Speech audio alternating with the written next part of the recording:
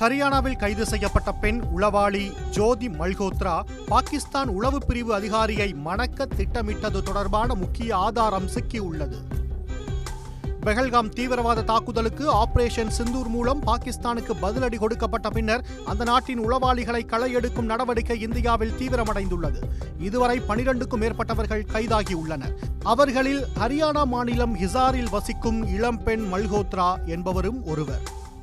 Travel with Joe என்ற YouTube சேனலை நடத்தி வந்தார். பாகிஸ்தானுக்காக உளவு பார்த்த விவகாரத்தில் கடந்த வாரம் கைது செய்யப்பட்டார். பாகிஸ்தானின் உளவு அமைப்பான இன்டர் சர்வீஸ் இன்டெலிஜென்ஸாக பணியாற்றிய அலி ஹசனுடன் அவர் தொடர்பில் இருந்ததாக உறுதியாகியுள்ளது. இருவரும் அடிக்கடி பேசிக் கொண்டிருந்ததும் அம்பலமானது. 33 வயதான யூடியூபருக்கும் ஹசனுக்கும் இடையிலான வாட்ஸ்அப் உரையாடலை அதிகாரிகள் இப்போது கண்டுபிடித்துள்ளனர். அரட்டைகளில் ஒன்றில் மல்ஹோத்ரா என்னை பாகிஸ்தானில் வைத்து திருமணம் செய்யுங்கள் என்று ஹசனிடம் கூறுவது இடம்பெற்றுள்ளது. இது இஸ்லாமாபாத்துடனான அவரது உணர்ச்சி பூர்வமான தொடர்பை குறிக்கிறது. வாட்ஸ்அப் அரட்டைகள் இருவருக்கும் இடையே பல குறியீடு உரையாடல்களையும் குறிப்பாக இந்தியாவின் ரகசிய நடவடிக்கைகள் தொடர்பானவற்றையும் வெளிப்படுத்தியதாக தகவல்கள் தெரிவிக்கின்றன. விசாரணையின் போது மல்ஹோத்ராவுக்கு சொந்தமான 4 வங்கிக் கணக்குகள் பற்றிய விவரங்கள் திரட்டப்பட்டன. அவற்றில் ஒரு கணக்கில் துபாயிலிருந்து பரிவர்த்தனைகள் நடந்துள்ளன. அவர் எங்கிருந்து பணம் பெறுகிறார் என்பதை கண்டறிய இப்போது அவரது அனைத்து வங்கிக் கணக்குகளும் ஆராயப்பட்டு வருவதாக புலனாய்வு அதிகாரிகள் தெரிவித்துள்ளனர்.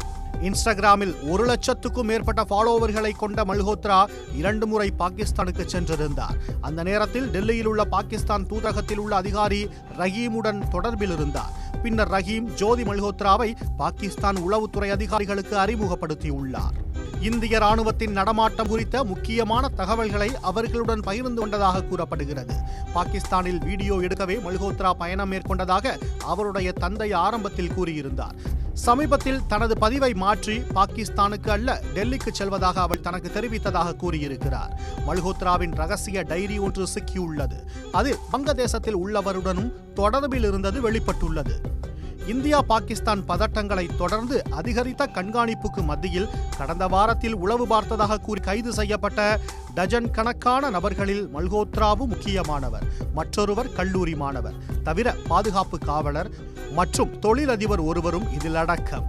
இந்த சந்தேக நபர்கள் ஹரியானா, பஞ்சாப் மற்றும் உத்தரப்பிரதேசத்தில் கைது செய்யப்பட்டது குறிப்பிடத்தக்கது.